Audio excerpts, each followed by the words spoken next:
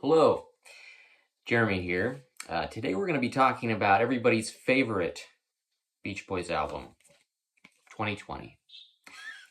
It's nobody's favorite Beach Boys album, not that I know of. Maybe Charles Manson's, but I've never heard anybody listed as their number one. Maybe that's you. If so, sound off in the comments. I have a couple different pressings of this album.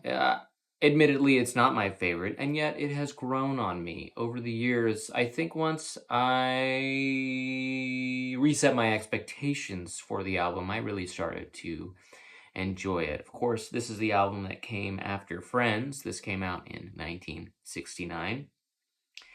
And the first pressing that I have here that we're going to talk about is the 1969 Starline pressing. This is not the original Capitol pressing, but it's close to that time. And this one doesn't sound very good. It's quite muffled. The album already has its issues sonically. And the Starline pressing doesn't really help any of those issues. A lot of the original pressings of Beach Boys albums, they haven't held up very well. And you can almost always do better with a later pressing. This is an interesting time because some of the albums start to sound a little bit better. Really starting with, I think, Friends, which came out in stereo and sounds really great. If you have an original pressing of Friends, you're a lucky person and you should hold on to it because it's definitely one of the best that you can get. It's not the case with this Starline pressing for this album, so it's a bit of a step backwards. One interesting thing about this one is that they messed up the gatefold. And you could see here, Brian's looking at you horizontally. He should be this way. And it messes up not only the continuity of the picture, but also the track listing because, you get right here, it says side one, do it again, I can hear music, and then you got to flip it this way to get the rest of the tracks. I didn't realize until a few minutes ago that they actually had the tracks on here. I've never looked at it that closely, which is funny because it's an eye chart, but just another reason to not like this version. Next, we have a very, very good pressing of this album. This comes from one of the 1974 twofers that they put out. They have two twofers, and this is one of them. This one comes with Wild Honey and then 2020. And the other twofer has Friends and Smiley Smile. It's a 2-for-1 special. And by 2-for-1, I mean you get 2 discs and only one of them sounds good. And in this case, it's 2020. Wild Honey, they're doing some frequency separation and it doesn't sound good at all. But 2020 sounds really nice. It sounds much, much better than the 1969 Starline pressing that I have. I don't know if this came out from the time when Carl was remastering, Pet Sounds. I think that was maybe a year or two earlier. But there's definitely some continuity there in regards to kind of the warmth of the remastering. That 1972 version of Pet Sounds is very warm. It's cuddly. It's like getting into a warm bath with the album. I don't know if that makes you uncomfortable for me to use that metaphor or analogy, but that's what it's like for me. And that's kind of what it's like for this version of 2020. It is opened up a lot more. You don't get as much muffling going on. And the bass is really nice. And I would also recommend the other two for getting Friends. It's a similar thing where you get one disc that doesn't sound good. And for the other one, that would be Smiley Smile, because they do the same frequency separation there. But Friends, that might be maybe my favorite version of Friends. Maybe. It's close between that and, actually, there's quite a few good pressings of Friends. We'll talk about that another time. This is a good one. Next up, we have the 1980 Green Label. If you've watched my channel, I talk about these a lot. This came later on down the line with these Green Labels, so there's no missing tracks. It's just a really nice flat transfer of the original tapes. This is definitely one of the best. It is a little bit more expensive to get this one than it is maybe some of the other earlier green labels. This is probably getting upwards of maybe $50 to $100 to find a green label. But it's worth it. This is a really, really nice pressing of this album. It doesn't have the warmth that you get with the twofer version, but as far as just getting a nice straight version of the album that sounds well balanced, you can't do much better than this 1980 Capitol Green label.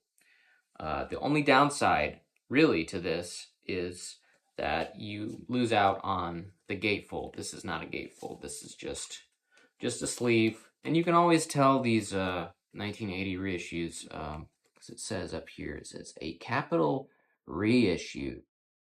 And then on the back, Capitol reissue, SN, and then whatever the number is. So anyways, recommend this one for sure. And the last one I'm going to talk about today is the 2014 reissue. This is from a digital source. This is 180 grams, if that matters to you. And this came out, I think, around the time they were doing all of those Analog Productions reissues. Capitol reissued all of the ones that they didn't. And I've talked a little bit about these before, but at first I really, really liked this one. It was a little bit, as they say, punchier. Do It Again sounds really good on this pressing. But the rest of the songs just kind of sound lifeless and dull. And this is a recurring issue with these 2014 reissues, is they just can't really match the clarity and also warmth and life of the earlier pressings. And for that reason, this is probably my second to least favorite pressing of this album. They did get the gatefold right, and that I appreciate.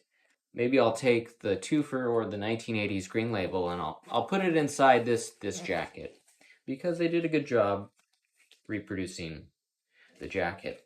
Anyways, those are my 4 different versions. If I had to rank them, I would say at the bottom, number 4 is the Starline pressing. Number 3 would be the 2014. Number 2, this might be controversial, would be the green label. And number 1 is the twofer version. And this kind of changed for me recently. I'd been listening a lot to the 1980 green label, and really that was my favorite for a while, but I don't know what it is about the way that they remastered some of these in the early 70s, but it's just really warm, and I like warm. Okay, I like to get in that bath. Here, I'm going to start talking about that bath again. I like to slip into the bath, light some candles, and sit inside my warm little vinyl record. 2020 is an interesting album, you know. It's got a troubled history, of course, you know, with all the Manson connection to it, but that can kind of be a cloud over what is really a pretty solid collection of songs. And I say collection of songs because there's really nothing cohesive about this album, about the track listing. And, you know, as Dennis Wilson, I think, said at one point, this album is a bit of a failure as far as creating something, offering up something that felt cohesive. It sounds like a bunch of different songs that were recorded at different times by different people. And if you take them as these kind of individual songs and don't try to think of it as a whole album, it's nice. I like listening to this a lot more. Once I kind of lowered my expectations for what I maybe hoped that this would be, it's a nice collection of songs. Especially side 2, you've got Cotton Fields, which is my preferred version of it over the single version. I know. You're thinking, why would you think that? Why would you feel that? I don't know. I can explain that maybe some other time. You've got I Went to Sleep, Time to Get Alone, 2 Brian classics, and then Never Learn Not to Love. Charlie gets his time. He gets his moment to shine. And then Our Prayer and Cabin Essence, which is probably my favorite version of Our Prayer.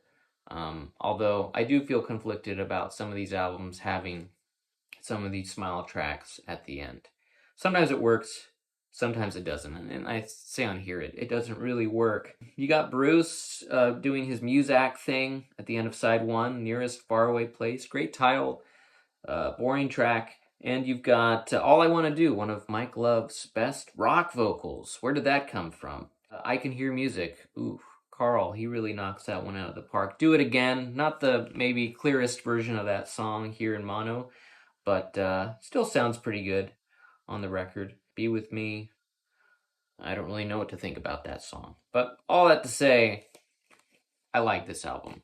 Easy to blame Dennis over here for letting that darkness into the band. It's easy for us to say now in present day, looking back. It's hindsight, you know, what they say about that. It's